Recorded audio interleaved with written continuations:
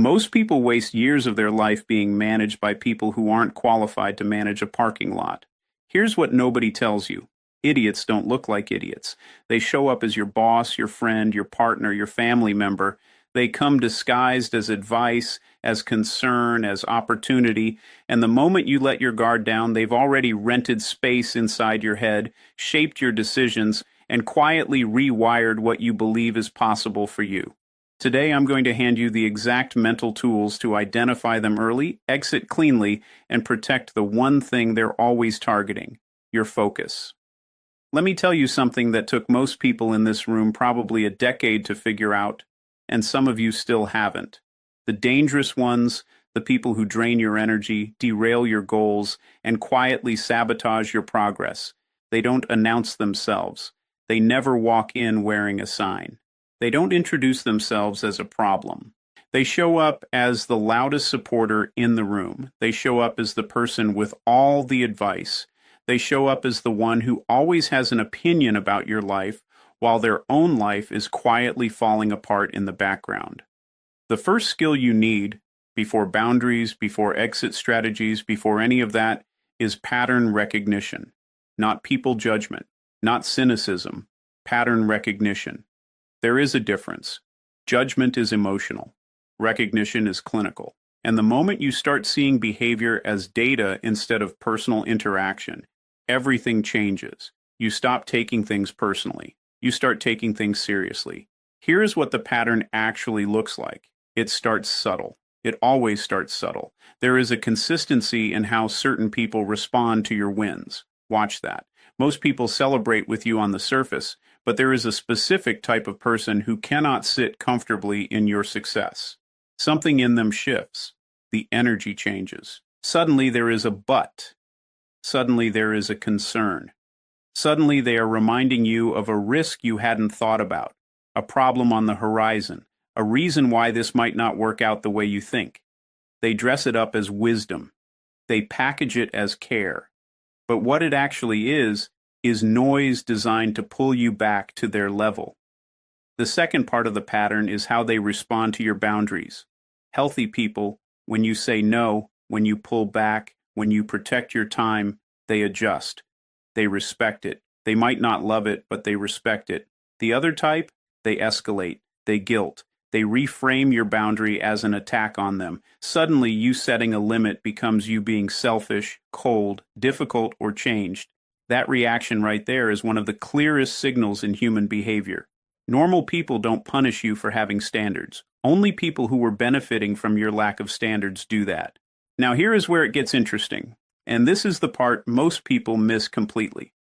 Your nervous system already knows. Your body has been registering these patterns long before your conscious mind catches up. You have felt it. That low-level tension before a phone call with a specific person, that exhaustion after a conversation that should have been simple, that quiet dread when you see a name light up on your phone. That is not anxiety. That is not you being sensitive. That is your threat detection system doing exactly what it was built to do. The problem is most of us were trained to override it. We were told to be polite, to give people the benefit of the doubt, to assume positive intent. And while that sounds emotionally mature, what it actually does in practice is train you to ignore your own intelligence. Pattern recognition means you start trusting that intelligence again. It means you stop requiring a dramatic event, a betrayal, a blow-up before you give yourself permission to protect yourself. You don't need proof beyond a reasonable doubt. You need a consistent pattern of behavior that costs you something: your peace, your time, your momentum, your clarity. The moment you see that pattern repeating, that is your data. That is your signal. The people who never get better at this are the ones who keep waiting for the other person to change. They keep extending grace, keep giving chances, keep believing that this time will be different. And here is what Chase Hughes would tell you straight. You are not a rehabilitation center. You are not responsible for someone else's self-awareness. Your job is not to fix the pattern. Your job is to recognize it fast enough that it never gets deep enough to cost you something you cannot get back. There is a war happening right now, and most people don't even know they're in it. It's not loud, it's not dramatic. It doesn't show up on the news. It happens in the quiet moments of your day. in conversations that go nowhere, in decisions you keep second guessing, in the mental loops that run at 2 in the morning when you should be sleeping.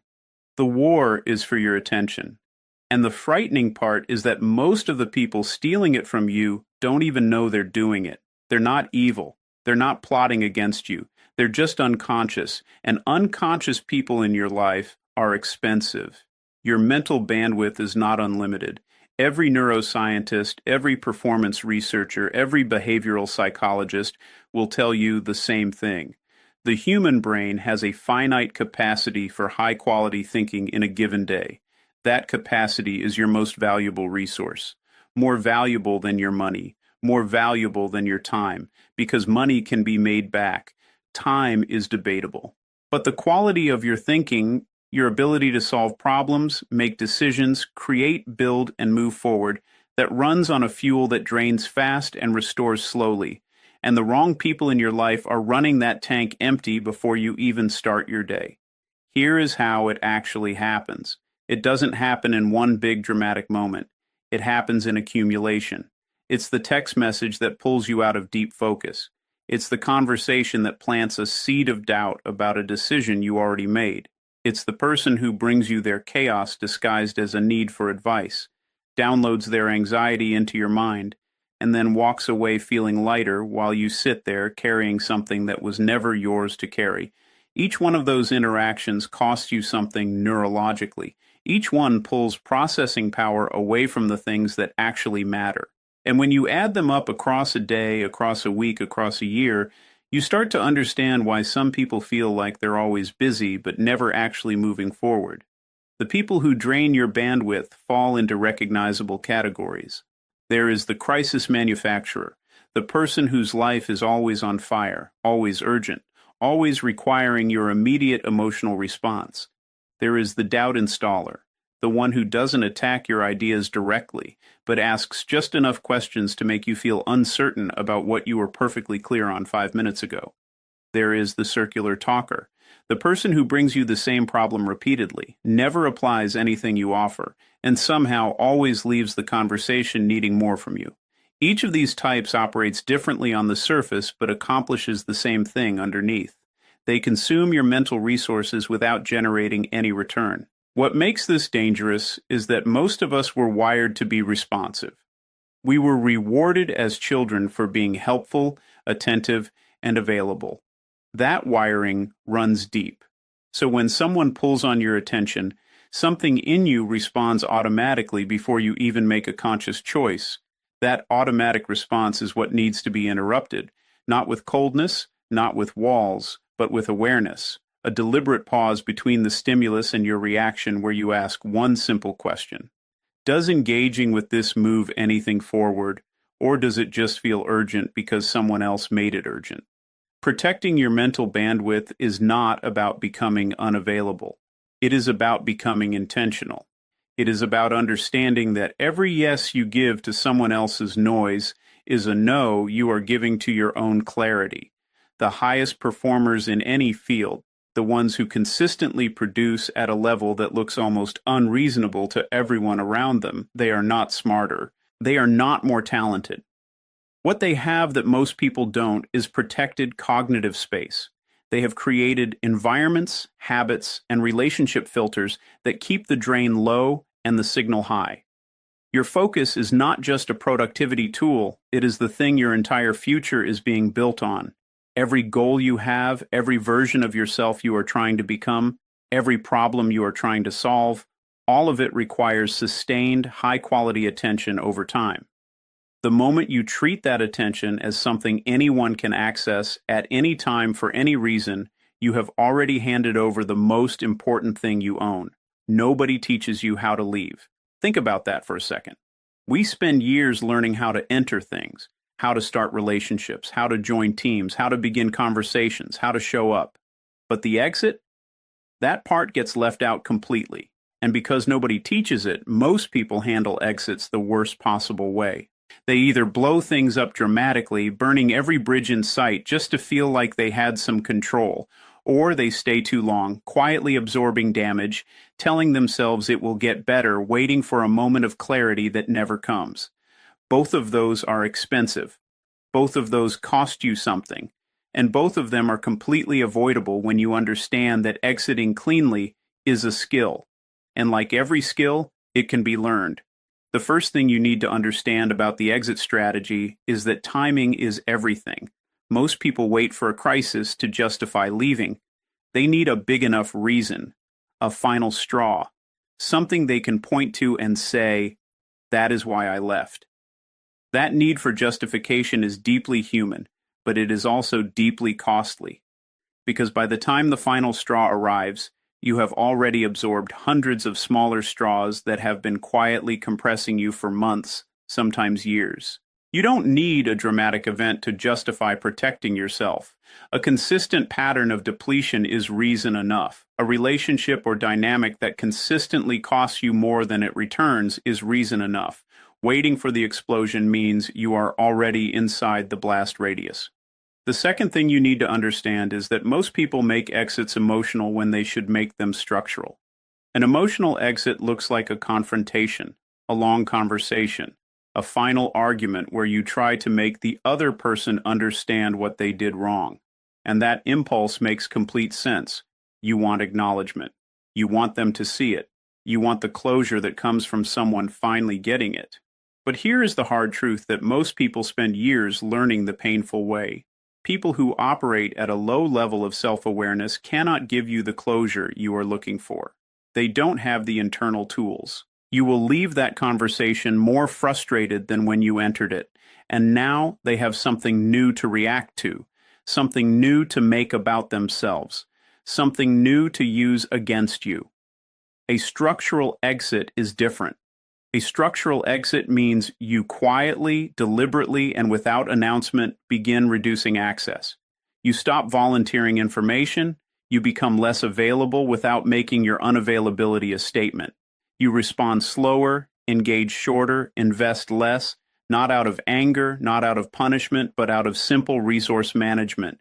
You are redirecting your energy toward things that actually generate a return.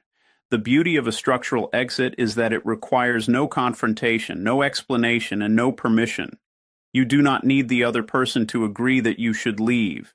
You do not need them to understand. You just need to move. Now here is where most people trip up even when they understand all of this. The guilt. That quiet voice that says you are being cold, you are being unfair, you are abandoning someone who needs you.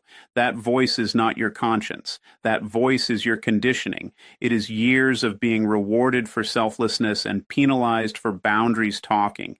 Real conscience protects everyone, including yourself. Conditioning tells you that your comfort, your peace, and your growth are less important than someone else's access to you. Learning to tell the difference between those two voices is one of the most important things you will ever do. The exit strategy is also about what you are exiting toward, not just what you are exiting from. Every clean exit creates space. Space in your schedule, space in your mental bandwidth, space in your emotional capacity, and that space is not empty. It is potential. It is room for something better, something aligned, something that actually matches the direction you are trying to move in. The people who exit cleanly and deliberately don't just lose a drain, they gain acceleration. They suddenly find themselves moving faster, thinking clearer, feeling lighter in a way they didn't even realize was possible because they had been carrying that weight for so long it started to feel like their natural state. The most powerful boundaries are the ones nobody ever sees coming. That sounds counterintuitive at first because most of what we hear about boundaries is loud. It is the conversation, the declaration, the moment where you sit someone down and explain what you will and will not tolerate. And while that approach has its place, it also has a fatal flaw. The moment you announce a boundary to a low-awareness person, you have handed them a map. You have shown them exactly where your edges are. And the kind of person who needs to be told where your edges are is almost always the exact kind of person who will spend their time testing them. Invisible boundaries work differently. They operate beneath the surface of any interaction. They are built into your behavior, your patterns, your availability, and your responses in ways that shape every dynamic around you without ever requiring a single direct statement. The other person feels the effect without ever being able to identify the cause. And that is exactly where you want to be, influencing the dynamic from a position they cannot challenge because they cannot see it clearly enough to argue with it. The foundation of invisible boundaries is what behavioral scientists call response latency. It is simply how quickly you respond to people and situations. Most people respond at maximum speed to everyone equally. The urgent text, the demanding colleague, the friend who needs something right now. And what that pattern communicates without a single word is that your attention is always available, always immediate, always free. When you begin varying your response latency deliberately and selectively, faster with people who respect your time, slower with people who consume it, you start sending signals that reshape how people approach you without ever having a direct conversation about it. They calibrate to you without knowing they are doing it. The second layer of invisible boundaries is information control. Most people dramatically overshare. They fill silence with details, explain their decisions without being asked, justify their choices to people who have no authority over those choices. Every unnecessary piece of information you volunteer is leverage you are handing to someone else. Invisible boundaries mean you become selectively private, not secretive, not cold, but intentionally minimal with personal details, plans, and emotional states around people who have demonstrated they cannot handle that information responsibly. You share less not because you are hiding something, but because you understand that information is currency and not everyone in your life has earned access to your full account. The third layer is what I call emotional non-reaction. This is perhaps the most powerful invisible boundary that exists. When a low-awareness person cannot get an emotional reaction from you, cannot make you defensive, cannot make you over-explain, cannot make you visibly frustrated, they lose their primary tool for managing the dynamic. Most difficult people operate by triggering emotional responses and then using those responses to control the narrative, shift blame, or simply feel powerful. The moment you stop providing that reaction, the entire mechanism breaks down. Not because you are suppressing your emotions internally, but because you have trained yourself to respond from a place of calm deliberateness rather than automatic reaction. That stillness is invisible, but it is felt immediately, and it fundamentally changes how people engage with you. Invisible boundaries also require you to understand the concept of selective engagement. Not every question deserves a full answer. Not every provocation deserves a response. Not every invitation requires your attendance. Most people treat every social demand as an obligation and respond accordingly, exhausting themselves trying to meet expectations that were never legitimate in the first place. Selective engagement means you begin filtering participation based on return rather than obligation. You show up fully where it matters, and you become quietly, consistently unavailable where it doesn't. Not with excuses, not with explanations, but simply with a pattern of presence and absence that over time redefines what people expect from you. What makes all of this work at the deepest level is congruence. Invisible boundaries only hold when your internal state matches your external behavior.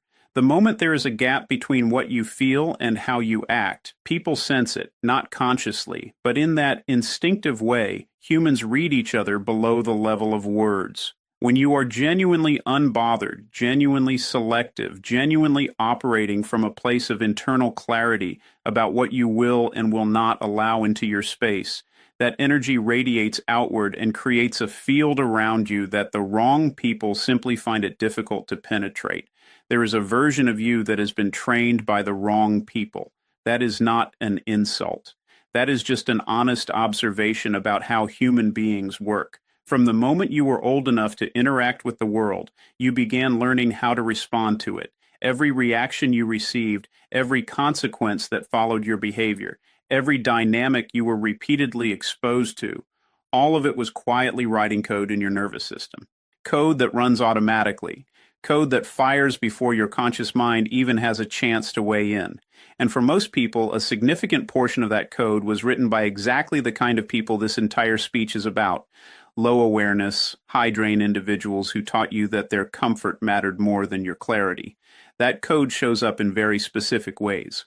It shows up as the automatic apology, the sorry that comes out of your mouth before you have even assessed whether you did anything wrong. It shows up as the over-explanation, the three-paragraph justification for a one-sentence decision. It shows up as the freeze, that moment when someone says something unreasonable and instead of responding with confidence, you go blank, you shrink, you feel suddenly small in a way that makes no logical sense given who you are and what you know. These are not personality traits. These are conditioned responses. And conditioned responses can be reprogrammed. The difference between reacting and responding is not just semantic, it is neurological. A reaction is automatic. It bypasses your prefrontal cortex, the part of your brain responsible for judgment, reasoning, and intentional decision-making, and fires straight from your amygdala, your threat detection center. It is fast, it is emotional, and it is almost always shaped by your history rather than your present reality.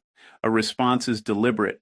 It travels through your higher thinking centers, gets filtered through your actual values and intentions, and arrives as something you chose rather than something that happened to you. The goal is not to eliminate your automatic reactions entirely. The goal is to insert enough space between the trigger and the output that you are the one deciding what comes next.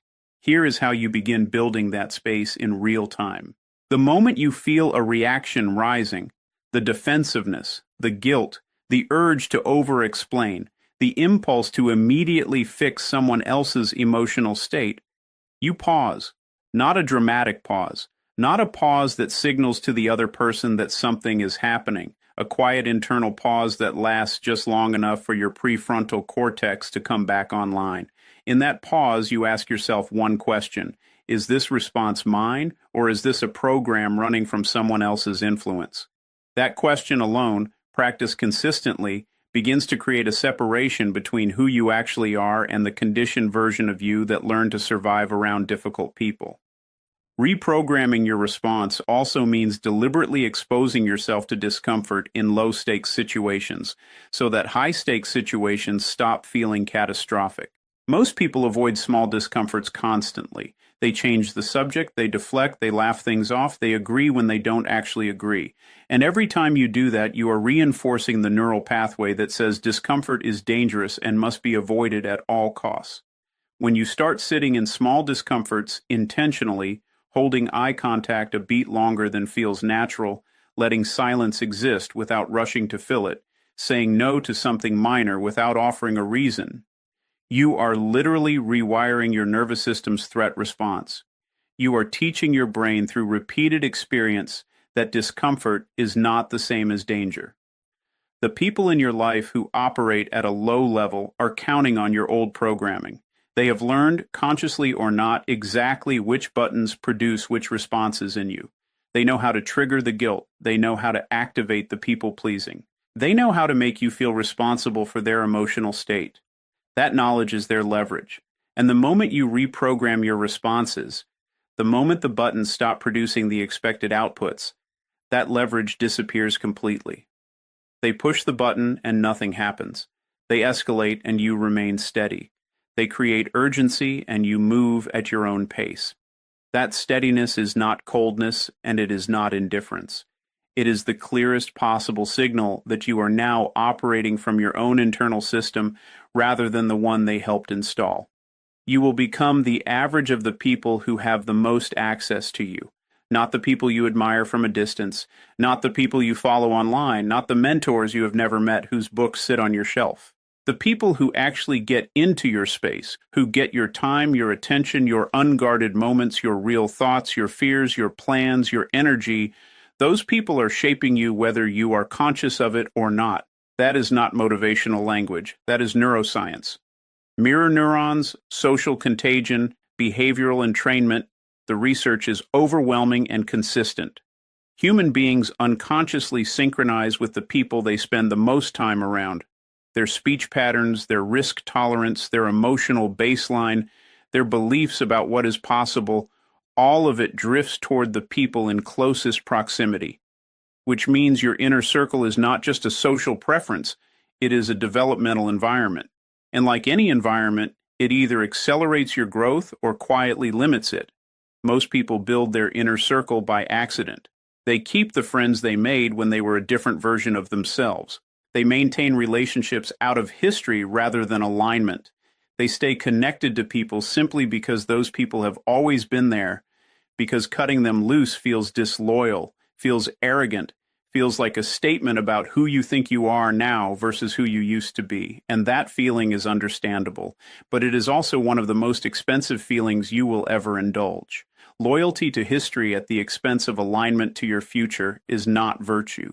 It is a slow, invisible ceiling that keeps getting lower the longer you leave it in place. Building your inner circle like a filter means getting ruthlessly honest about what each relationship is actually doing to your trajectory. Not what it used to do, not what it might do if things change, what it is doing right now, consistently, over time. And that assessment has to go beyond whether you like the person, whether they are a good person, whether they have been there for you in the past. Those things matter, but they are not the only metrics. The real question is directional. Does time with this person move you forward, hold you in place, or pull you backward?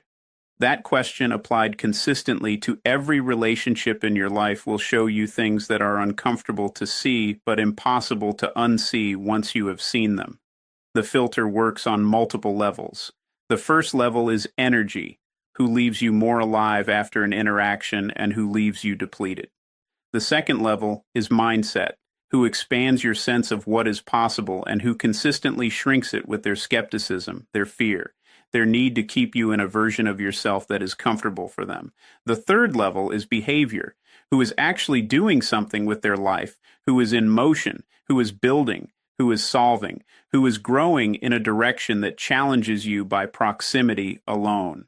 All three levels matter. A person can be energizing but directionless. A person can be ambitious but toxic in their energy. The filter is multidimensional, and it requires you to look at the whole picture rather than defaulting to the one dimension that feels easiest to assess.